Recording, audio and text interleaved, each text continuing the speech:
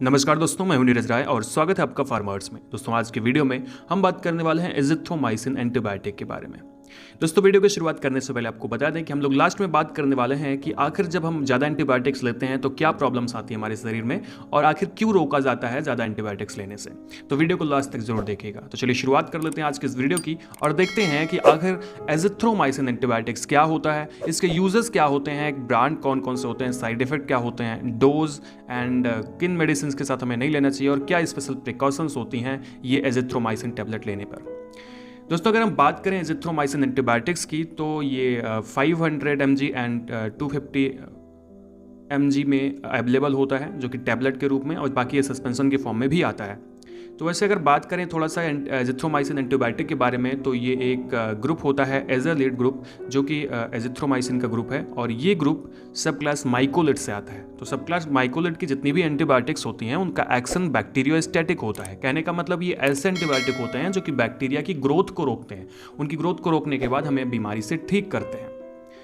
अभी इसके बाद ब्रांड के बारे में बात कर रहे हैं तो दोस्तों ब्रांड के बारे में मैं आपसे बार बार कहता हूं कि हर जगह पे अलग अलग ब्रांड्स होती हैं, पर हम तब भी कुछ ब्रांड्स के नाम देख लेते हैं, जैसे कि एजिथ्राल नाम से आती है, एजिसिन नाम से आती है, एजीसिप के नाम से भी आती है, एजिलिन एंड एजी 500 के नाम से भी ये मेडिसिन आती है। तो इस तरह से बहुत सारे ब्रांड होते हैं। आपके एरिया में अपने अलग अलग ब्रांड होंगे, आप अपने हिसाब से चूज कर सकते हैं। इसकी जेनरिक मेडिसिन भी आती है एजिथ्रोमाइसिन 500 के नाम से।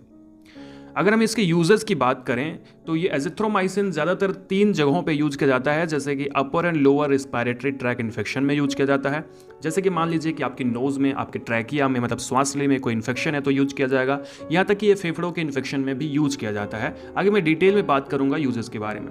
दूसरा होता है स्किन और सॉफ्ट टिश्यू, आपके जो इन्फेक्शन होता है वहाँ पर एजिथ्रोमाइसिन का यूज़ करते हैं। जैसे स्किन पर कोई इन्फेक्शन हो गया या सॉफ्ट टिश्यूज़ में, मतलब माउथ के अंदर में या बॉडी के अंदर में, कोई भी टिश्यू के अंदर अगर कोई इन्फेक्शन हो गया तब इसका यूज़ किया जाता है। इसका यूज़ हम लोग यूरोजेनाइटल इन्फेक्शन में भी करते हैं। तो अभी डिटेल में थोड़ा सा बात करते हैं। तो सबसे पहले चीज़ हम कह सकते हैं कि इसका जो यूज़ होता है वो ईयर के बैक्टीरियल इन्फेक्शन में हम लोग करते हैं। कहने का मतलब खास करके जब मिडिल ईयर में आपके बैक्टीरियल इन्फेक्शन होता है तो कान में स्वेलिंग आ जाती है, जिसको सूजन हो जाती है, पेन होता है और कान बहने लगता है छोटे बच्चों में, और ज़्यादातर देखा गया है कि इसके साथ फीवर भी आ जाता है, तो हम लोग एजिथ्रोमाइसिन का यूज़ करते हैं। तो मतलब ईयर के इन्फेक्शन में इसका यूज किया जाता है। कभी कभी जब हमें कोल्ड हो जाता है, ज़ुकाम हो जाता है, तो जुकाम के साथ में भी ईयर इन्फेक्शन हो जाता है, वहाँ पर भी इसका यूज किया जाता है। दूसरी बीमारी आती है स्ट्रेप्टोकोकल टॉन्सिलाइटिस।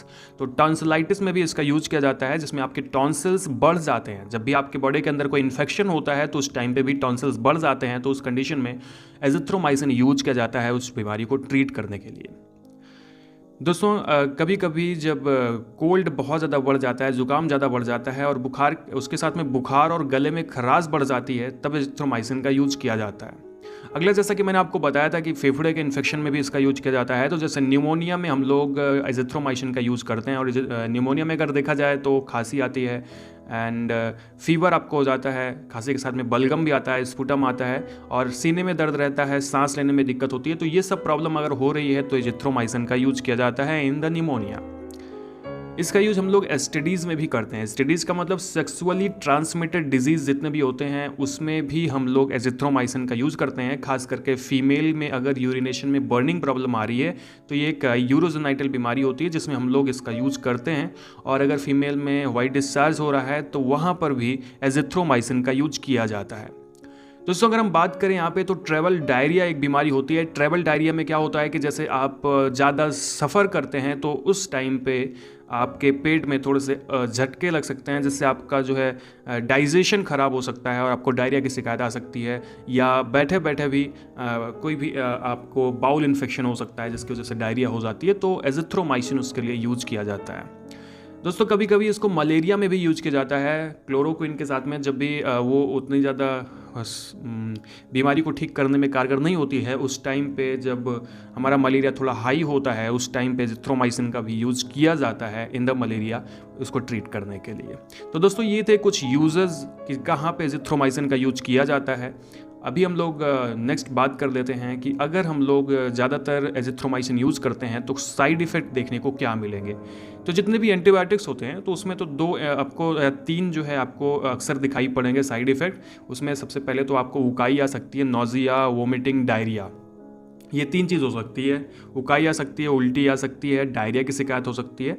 आपका जो एब्डोमेन है उसमें अपसेट हो सकता है, कहने का मतलब आपका डाइजेशन बिगड़ सकता है, जिससे एब्डोमिनल पेन हो सकता है, लॉस ऑफ एपिटाइट हो सकता है, मतलब भूख की कमी हो सकती है, चक्कर भी आ सकता है, आपका सर में दर्द हो सकता है, हेडेक हो सकता है, और क्योंकि ये गैस भी बना सकती है तो फ्लैटुलेंस की शिकायत आती है कई बार पेशेंट्स में।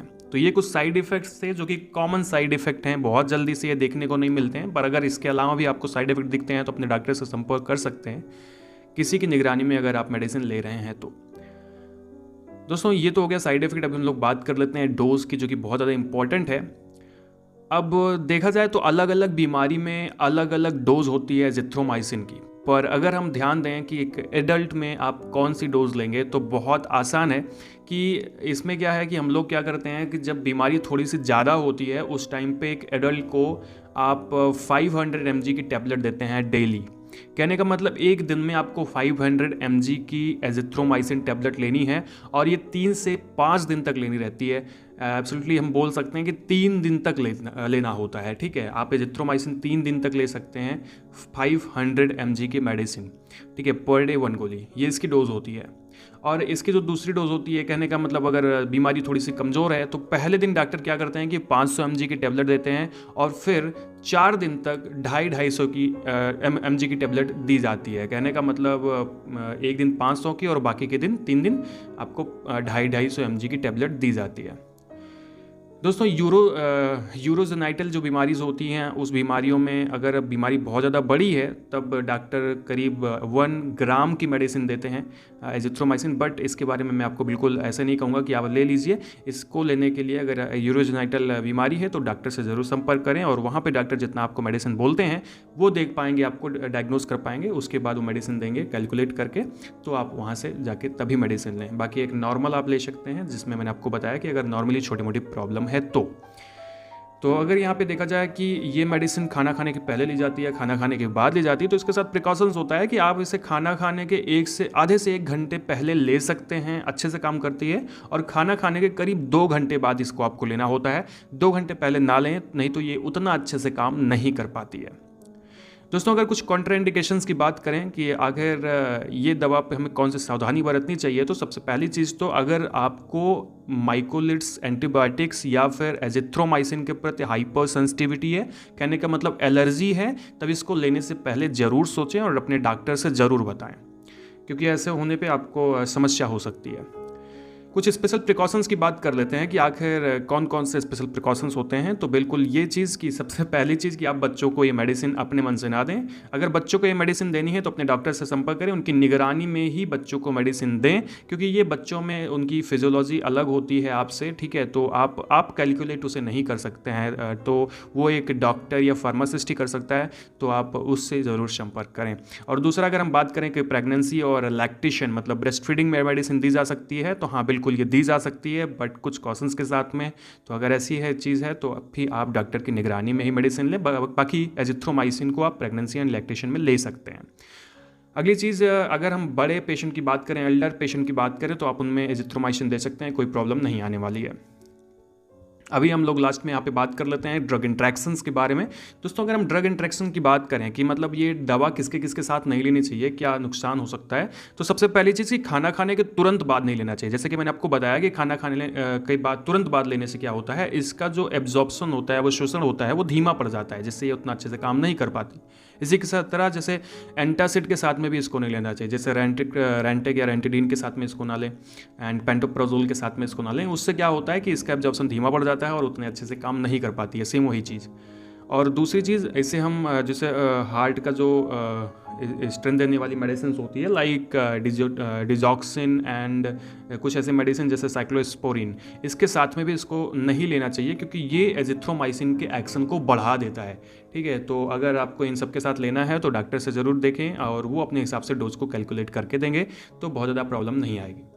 दोस्तों जैसा कि मैंने आपको सबसे शुरुआत में कहा था कि आखिर हमें ये पता होना चाहिए कि जो एंटीबायोटिक्स होती है वो हमें क्या नुकसान करती है और हमें उसको ज़्यादा क्यों नहीं लेना चाहिए। तो कोई भी एंटीबायोटिक्स अगर हम बार बार लगातार बहुत दिन तक लेते हैं तो पहली बात तो वो एंटीबायोटिक के प्रति हमारे शरीर का जो बैक्टीरिया होता है या हमारा शरीर जो होता है टॉलरेट हो जाता है। कहने का मतलब उसको सहने की क्षमता आ जाती है बॉडी के अंदर, तो वो एंटीबायोटिक काम नहीं करता है, ना तो खुद काम करता है ना तो दूसरे मेडिसिन को काम करने देता है। इसी वजह से हम लोगों को ये बताया जाता है कि ज़्यादातर जो एंटीबायोटिक्स होते हैं उसको लगातार नहीं लेना चाहिए। अगर डॉक्टर एंटीबायोटिक दे रहा है तो उसको बदल बदल कर एंटीबायोटिक देने चाहिए। इससे ये फ़ायदा होता है कि हमारी बॉडी उसको अकेले को टॉलरेट नहीं कर मतलब जब हम बदल बदल के लेते हैं तो हमारी बॉडी उसको टॉलरेट नहीं कर पाती है, जिसकी वजह से वो काम करते हैं। तो इस वजह से आपको ज़्यादा एंटीबायोटिक नहीं लेना चाहिए। तो दोस्तों ये था आज का वीडियो जिसमें हमने बताया एजिथ्रोमाइसिन के बारे में, उसके यूजेस के बारे में, उसका साइड इफेक्ट डोजेस के बारे में और कुछ प्रिकॉशंस के बारे में। तो ये वीडियो अगर आपको इन्फॉर्मेटिव लगा हो तो चैनल को सब्सक्राइब कर दीजिएगा अगर अभी तक नहीं किया, और कर दिया है तो बहुत बहुत धन्यवाद। और वीडियो को लाइक कर दीजिएगा और शेयर कर दीजिएगा अपने दोस्तों के साथ में। हमें इंस्टाग्राम पे भी फॉलो कर लीजिएगा। Thank you.